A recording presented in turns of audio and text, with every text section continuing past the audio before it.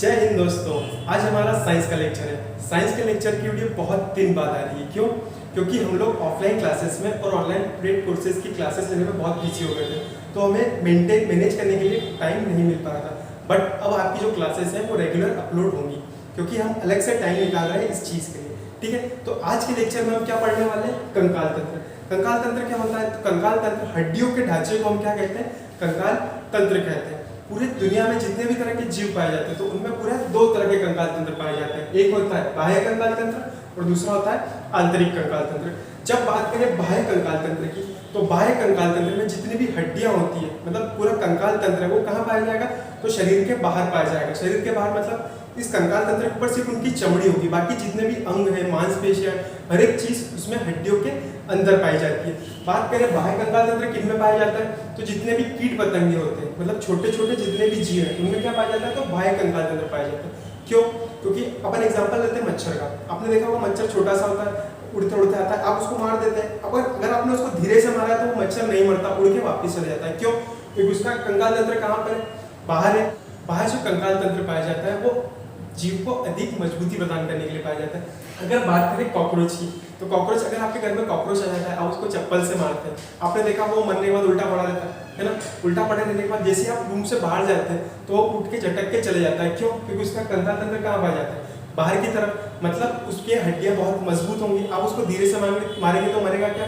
नहीं। तो यहाँ से एक चीज क्या क्लियर होती है कि जो बाह्य कंकाल तंत्र जिनमें जीव जंतु में पाया जाता है वो उन्हें अधिक मजबूती प्रदान करने के लिए दिया जाता है। आगे इतना समझ में। अब बात करते हैं आंतरिक कंकाल तंत्र की। जो आंतरिक कंकाल तंत्र होता है ये कहाँ? शरीर के अंदर पाया जाता है, मतलब इसके ऊपर मांसपेशियां पाई जाती है। आगे इतना समझ में। किस तरह के जीवों में पाया जाता है? तो स्तनधारी जीव में ये पाया जाता है। स्तनधारी जीव कौन से होते हैं? जिनमें स्तन पाए जाते हैं। कौन कौन से? तो अपने कुत्ता, बिल्ली, भेड़, बकरी, जितने भी बड़े बड़े जानवर है, ये सब क्या मैमल्स में आते हैं। मैमल्स मतलब स्तनधारी में आते हैं। इंसान भी किस में आते हैं? स्तनधारियों में आते हैं। आगे इतना समझ में। तो ये क्लासिफिकेशन हो गया कंकाल तंत्र का। अब बढ़ते हैं आगे। अब बात करते हैं किसकी? मनुष्य के कंकाल तंत्र की। तो जो मनुष्य का कंकाल तंत्र होता है वो दो चीजों से मिलकर बना होता है। एक होता है अस्थि, जो कठोर अपनी कड़क कड़क हड्डियां होती है वो होती है अस्थि, और एक होती है उपास्थि, जो मुलायम मुलायम हड्डियां होती है वो। जब बात करें अपन उपास्थि की, तो उपास्थियां कैसी होती है? मुलायम होती है। किसकी बनी होती है? Calcium phosphate, CA3PO4 whole twice का मतलब होता है कैल्शियम फॉस्फेट की बनी होती है। याद रखना ये हड्डियां कैसी है? मुलायम है। तो मुलायम है तो इसमें कैल्शियम कार्बोनेट पाया जाएगा क्या? नहीं। कैल्शियम कार्बोनेट क्या करता है? हड्डियों को कठोरता प्रदान करता है। आगे इतना समझ में। इसीलिए उपास्थि में कैल्शियम कार्बोनेट नहीं होता, इसलिए ये कैसी होती है? मुलायम होती है। बात करें कि उपास्थि कहाँ कहाँ पाई जाती है, तो जहाँ भी लचीली हड्डियां वहाँ पे क्या क्या पाया जाता है? उपास्थि पाई जाती है। एग्जाम्पल देखें तो नाक का आगे वाला पार्ट ये देखो बहुत कैसा है? लचीला है, तो यहाँ पे क्या पाई जाती है? उपास्थि पाई जाती है। फिर कर्ण पल्लव या इसे बहिर्कर्ण भी कहते हैं, है ना? तो कान के बाहरी भाग में भी क्या पाया जाता है? उपास्थि पाई जाती है। इसके बाद जो बड़ी बड़ी हड्डियां हैं हमारी, है ना, उनके सिरे पर भी क्या पाई जाती है? तो उपास्थि पाई जाती है। क्यों? अगर एंड में कठोर हड्डी रख देंगे तो जॉइंट मोड़ते टाइम टूट सकता है या नहीं हड्डियां, है ना? इसीलिए इस हड्डी को कैसा रखा जाता है? मुलायम रखा जाता है। मैंने नहीं रखा है, भगवान ने रखा है। ठीक है, तो बड़ी हड्डियों के सिरे पे भी क्या होता है? उपास्थि पाई जाती है। इसके बाद बात करें और कहाँ पाई जाती है? सबसे ज्यादा बार क्वेश्चन पूछा गया कि श्वसन तंत्र में यहाँ पे पाई जाती है श्वास नली, ठीक है, जिसे इंग्लिश में ट्रैकिया कहते हैं। उसमें क्या? उसमें भी कौन सी हड्डी पाई जाती है? तो उपास्थि पाई जाती है। क्या करती है उपास्थि? ये श्वसन तंत्र में जो श्वास नली होती है उसको पिचकने से रोकती है। आपको पता है अगर किसी चीज से हवा निकाल दी जाती है तो वो क्या करती है? सिकुड़ने लगता है वो चीज। जैसे आप पानी की बॉटल लीजिए, है ना, उसमें से आप अगर हवा सक करेंगे, मतलब हवा सक करके बाहर निकालेंगे, उसमें से पूरी हवा खींच लेंगे तो वो पिचकने लगेगी। ठीक है, वैसे ही हमारी श्वास नली है, अगर उसमें से भी हवा अंदर जाएगी फिर बाहर आएगी तो वो भी पिचकने लगेगी। तो उसको पिचकने से बचाने के लिए और मजबूती प्रदान करने के लिए भगवान ने क्या करा? श्वास नली में उपास्थि लगा दी। ये हो गया उपास्थि के बारे में सब। अब बात करते हैं किसकी? अस्थि की। तो अस्थि हमारी बॉडी में कितनी पाई जाती है? 206। आपको भी पता होगा मानव शरीर में 206 हड्डियां पाई जाती है। इसके बाद बात करें जो अस्थियां होती है कैसी होती है? कठोर होती है। क्यों होती है? कैल्शियम फॉस्फेट से तो बनी होती है, साथ साथ किससे बनी होती है? Calcium carbonate. उपास्थि में सिर्फ कैल्शियम फॉस्फेट पाया जाता है, परंतु अस्थि में कैल्शियम फॉस्फेट के साथ साथ कैल्शियम कार्बोनेट भी पाया जाता है, जो इसे क्या करता है? कठोरता प्रदान करता है। क्वेश्चन पूछता है कि अस्थियों के कठोर होने का कारण क्या है? क्या है? तो कैल्शियम कार्बोनेट है। आगे इतना समझ में। अस्थियों की संख्या 206 होती है। इसमें एक चीज नहीं लिखी है कि अस्थियों में या हड्डियों में किस टाइप का प्रोटीन पाया जाता है। तो उस प्रोटीन का नाम है ओसिन प्रोटीन। मैं अभी यहाँ पे लिख दूंगा। क्या कौन सा प्रोटीन पाया जाता है? तो अस्थियों में पाया जाता है कौन सा? ओसिन प्रोटीन पाया जाता है। ओसिन नामक प्रोटीन अस्थियों में भी पाया जाता है और उपास्थि में भी पाया जाता है। आप इसका एक स्क्रीनशॉट लीजिए, फिर बढ़ते हैं आगे। अब बात करते हैं किसकी? अस्थियों की। तो जब हम मनुष्य का बच्चा पैदा होता है तब उसमें कितनी हड्डियां होती हैं या कितनी अस्थियां होती हैं? तो 300 अस्थियां होती हैं। जैसे जैसे मनुष्य बड़ा होता जाता है, जैसे जैसे बच्चे बड़े होते जाते हैं, उनकी हड्डियां आपस में जुड़ती जाती है और हड्डियों की संख्या लास्ट में आके 206 हो जाती है। आगे इतना समझ में, जो जितनी भी हमारे शरीर में अस्थियां पाई जाती है 2 भाग में पाई जाती है। पहला होता है अनुबंधीय अपेंडिकुलर या उपांगीय हड्डियां भी कहते हैं। ये हड्डियां क्या करती है? ये हमें मूवमेंट प्रदान करने में सहायता करती है। मतलब हम जो भी गति करते हैं, इधर से उधर करते हैं, हमारे बॉडी को बैलेंस करते हैं, ये सब चीज किसके कारण कर पाते हैं? अनुबंधीय हड्डियों के कारण कर पाते हैं। और बात करें दूसरी, तो दूसरी होती है अक्षीय या एक्सियल। ये हड्डियां क्या करती है? हमें स्थिरता प्रदान करती है। अक्ष आपने पता होगा, कोई भी सर्कल है, कोई भी चीज जैसे पृथ्वी का अक्ष है, मतलब उसके बीच में से एक लाइन चलती है, वो उस पृथ्वी का अक्ष कहलाता है। वैसे ही हमारे शरीर के बीच में, हमारे शरीर के अक्ष पे जितनी भी हड्डियां पाई जाएगी वो सब हड्डियां होंगी एक्सियल। इसकी संख्या कितनी होती है? 80। अक्षीय हड्डियों की एक संख्या 80 होती है। इसे हम बाद में देखेंगे। पहले अपन देखते हैं कौन सी? अनुबंधीय पेंडिकुलर या उपांगीय। इसकी संख्या कितनी होती है? 126। अब देखो, चलने फिरने में, मूवमेंट में, इन सब चीजों में हमें कौन सहायता करता है? हमारे दोनों हाथ, दोनों पैर, ये हमारे क्या करते हैं? चलने फिरने में, बैलेंस प्रदान करने में, इन सब चीजों में सहायता करते हैं। तो 126 हड्डियों में हमें दोनों हाथों की हड्डियां, दोनों पैरों की हड्डियां पड़ जाए। आगे इतना समझ में, बढ़ते हैं आगे। अब जो हमारे दोनों हाथ है, इन्हें क्या कहते हैं? फोर लिम्ब कहते हैं। क्या कहते हैं? दोनों हाथ को फोर लिम्ब कहते हैं। इसे अपर लिम्ब भी कहा जाता है। अब बात करते हैं हमारे हाथ में कितनी हड्डियां हैं। हाथ कितने हैं? 2। तो एक हाथ की हड्डी पढ़ लेते हैं, फिर उसको 2 से मल्टीप्लाई कर देंगे तो टोटल फोर लिम्ब में कितनी हड्डियां आ जाएगी? ठीक है। अब बात करते हैं सबसे पहले एक हाथ की हड्डी की। यहाँ से कंधे से यहाँ तक ये जो हड्डी होती है, इसका नाम क्या होता है? ह्यूमरस। देखो, इसका नाम लिखा है क्या? ह्यूमरस। यहाँ से यहाँ तक इस हड्डी का नाम क्या है? ह्यूमरस। इसके आगे चले तो ये वाली हड्डी, यहाँ पे ये वाली हड्डी का नाम है रेडियस, और ये नीचे तीसरी उंगली है, जो सबसे छोटी उंगली, उससे जो हड्डी आ रही है, इसका नाम है अल्ना। तो 3 के सेट में याद होगी। सबसे पहले मेरे हाथ की ह्यूमरस, रेडियस, अल्ना। क्या? Humerus, radius, ulna. बढ़ते आगे, 3 हड्डियां हो गई। इसके बाद कलाई की हड्डी। कलाई की हड्डी को क्या बोलते हैं? कार्पल। कलाई की हड्डी, कार्पल। उसके जस्ट आगे जो हथेली की हड्डी होती है, आप देखो यहाँ पे, आप देख सकते हैं 1 2 3 4 और ये 5 हड्डियां दिखती है। तो कलाई में हो गई कितनी? 8 हड्डियां। कार्पल की बात करें तो कार्पल में मैंने हाथ लगा के गिन ली, कितनी हो गई? 5। अब बात करते हैं उंगलियों की। तो उंगलियों का नाम क्या होता है? फ्लेंजिज। देखो, सबसे पहले अपन ने क्या देखा? Humerus, radius, ulna. 3 के सेट में देखी कहाँ पे? कलाई तक, ह्यूमरस, रेडियस, अल्ना। फिर बात करें कलाई की, तो कलाई को बोलते हैं कार्पल। कार्पल में होती है 8 हड्डियां। उसके बाद आता है मेटाकार्पल। मेटाकार्पल मतलब जो हमारा हथेली वाला पार्ट होता है, इसे कहते हैं क्या? मेटाकार्पल। इसमें कितनी हड्डियां होती है? 5 हड्डियां होती है। क्यों? क्योंकि 5 उंगलियों को जोड़ना है ना, इसीलिए इसमें कितनी होती है? 5 हड्डियां होती है। अब बात करें उंगलियों की, तो उंगलियों को क्या नाम होता है? फ्लेंजिज होता है। अब उंगलियों की आप खुद अपने हाथ से गिन सकते हैं। देखो, मैंने यहाँ से पकड़ा और देखा एक जॉइंट यहाँ पर है और एक जॉइंट यहाँ पर है। जॉइंट कब आएगा? जब हड्डी जुड़ना होगी। तो यहाँ पे 1 हड्डी होगी, 2 हड्डी होगी, 3 हड्डी होगी। 3 हड्डियां हैं, इसीलिए यहाँ पे कितने? 2 जॉइंट। तो मेरी चारों उंगलियों को मैंने ऐसे करके गिना, तो 3 हड्डियां इसमें हो गई, 3 इस उंगली में, 3 इस उंगली में। टोटल कितनी हो गई? 12 हड्डियां हो गई 4 उंगली में। अब देखा मैंने अंगूठे में यहाँ पे सिर्फ एक जॉइंट है, मतलब यहाँ पे कितनी हड्डी होगी? 2। तो जब बात करूँ उंगली की, तो एक हाथ की उंगलियों में कितनी हड्डियां हैं? 14। समझ में आ गया? टोटल कितनी हड्डियां हो गई? 1 ह्यूमरस, 1 रेडियस, 1 अल्ना। कार्पल में 8, मेटाकार्पल में 5, फ्लेंजिज में 14। तो एक हाथ में टोटल कितनी हड्डियां होती है? 30 हड्डियां होती है। अब दोनों हाथ में कितनी हो जाएगी? 30 × 2, 60 हड्डियां। आगे इतना समझ। अब बात करते हैं हिंड लिम्ब की। हिंड लिम्ब मतलब पैरों की। जो पैर वाला पार्ट है, इसे हिंड लिम्ब कहा जाता है। तो इसमें कितनी हड्डियां होती है? इसमें भी 60 हड्डियां होती है। 2 पैर होते हैं, तो एक पैर की हड्डी पढ़ लेते हैं, उसको 2 से लास्ट में मल्टीप्लाई कर देंगे तो दोनों पैरों की हड्डी आ जाएगी। ठीक है। बात करते हैं पैरों में। सबसे पहले जो हमारी जांघ होती है, इस जांघ की हड्डी को हम क्या कहते हैं? फीमर कहते हैं। इसे हिंदी में क्या कहा जाता है? उर्वस्ती। फीमर, सबसे पहले फीमर, फिर एक हड्डी यहाँ पे आपकी कोहनी में कोई हड्डी होती है क्या? कोई हड्डी नहीं होती। बट आपके पैर में आप देखिए कटोरी होती है, इस कटोरी को क्या बोलते हैं? पटेला, है ना। तो फीमर, पटेला, टिबिया और फिबुला। फीमर कहाँ की? जांघ की हड्डी। पटेला जो घुटने की कटोरी होती है, पटेला। टिबिया जो आप शीन होती है, आगे वाला पार्ट है पैर का, शीन, ये होती है टिबिया। और पीछे काफ होती है, काफ वाला होता है फिबुला। तो फीमर, पटेला, टिबिया, फिबुला। हाथ में 3 में करा था, पैर में 4 हड्डियां। 3 कौन कौन सी थी हाथ में? ह्यूमरस, रेडियस, अल्ना, है ना। पर पैर में 4 हड्डियां कौन कौन सी है? फीमर, पटेला, टिबिया और फिबुला। क्लियर है इतना? बढ़ते हैं आगे। अब जैसे कलाई की हड्डी का था कार्पल, वैसे टांग में क्या होती है? टार्सल, जैसे कलाई की हड्डी की कार्पल, वैसे टांग में होता है क्या, टार्सल, उसके आगे मेटाटार्सल और लास्ट में होता है फ्लेंजिज। फ्लेंजिज फिंगर्स को कहा जाता है, मतलब जो आपकी उंगलियों की हड्डियां होती है उन्हें क्या कहा जाता है, फ्लेंजिज कहा जाता है। ठीक है, बात करते हैं फीमर की, तो फीमर एक पैर में एक होगी, शरीर की सबसे बड़ी हड्डी होती है कौन सी, फीमर। उसके बाद बात करें पटेला, ये भी एक होगी, टिबिया ये भी एक होगी, फिबुला ये भी एक होगी।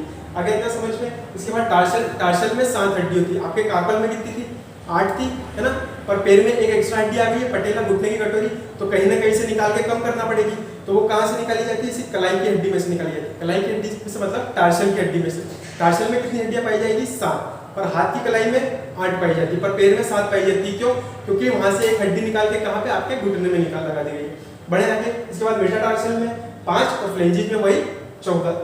क्लियर है इतना। इन सबको जोड़ेंगे तो एक पैर में कितनी हड्डी हो जाएगी, 30 हड्डी, उसको डबल कर दूंगा तो दोनों पैर में कितनी हो गई, 60 हड्डी। अपन ने यहाँ पे कितनी, 60 हड्डी दोनों हाथों में, 60 हड्डी दोनों पैरों में, टोटल 120 हड्डियां पढ़ ली। अब कितनी हड्डी बची अपेंडिकुलर में, 120 पढ़ ली, बची कौन सी, 6। अब देख लेते हैं 6 हड्डी कौन कौन सी। तो उसमें सबसे पहले आता है जहाँ पे हमारे दोनों हाथ जॉइंट होते हैं। ठीक है, तो दोनों हाथ कहाँ पे जॉइंट करें, यहाँ पे जॉइंट करें, है ना। तो इस हड्डी को क्या कहा जाता है, स्कैपुला कहा जाता है, या अंश मेखना कहा जाता है। ठीक है, जहाँ पे दोनों हाथ जॉइंट होते हैं इसे क्या कहा जाता है, स्कैपुला या अंश मेखना। इसकी संख्या कितनी होगी, हाथ कितने हैं, 2, तो एक जॉइंट यहाँ पे हो रहा है, एक यहाँ पे हो रहा है, तो 2 हड्डी पाई जाएगी। ठीक है, तो अंश मेखना की संख्या कितनी होती है, 2, या स्कैपुला की संख्या 2 होती है। जैसे हाथ जॉइंट है वैसे पैर भी कहीं पे जॉइंट करेंगे, तो हमारे पैर जहाँ पे यहाँ पे जॉइंट हो रहे हैं इसे क्या कहा जाता है, पेल्विक बोन कहा जाता है। पेल्विक क्या, श्रेणी मंजिला कहा जाता है। पैर भी 2 है, तो ये भी कितनी होगी, पेल्विक भी 2, स्कैपुला 2, पेल्विक 2, और लास्ट होती है हंसली या क्लेविकल बोन। ठीक है, क्लेविकल बोन कौन सी होती है, ये कॉलर बोन है यहाँ पे, है ना, सबसे कमजोर हड्डी होती है शरीर की, कौन सी, क्लेविकल। ठीक है, इसे हिंदी में हंसली कहा जाता है। इसकी भी संख्या कितनी होती है, 2, ये यहाँ पे एक और एक यहाँ पर है। ये इतनी कमजोर होती है कि हम इसे यहाँ से पकड़ के खींच के ऐसे ही बाहर निकाल सकते हैं। ठीक है, तो शरीर की सबसे कमजोर हड्डी कौन सी है, हंसली या क्लेविकल। कहाँ पाई जाती है, तो यहाँ पाई जाती है। इसे लड़कों में कॉलर बोन कहते हैं, लड़कियों में ब्यूटी बोन कहते हैं। आगे इतना समझ में।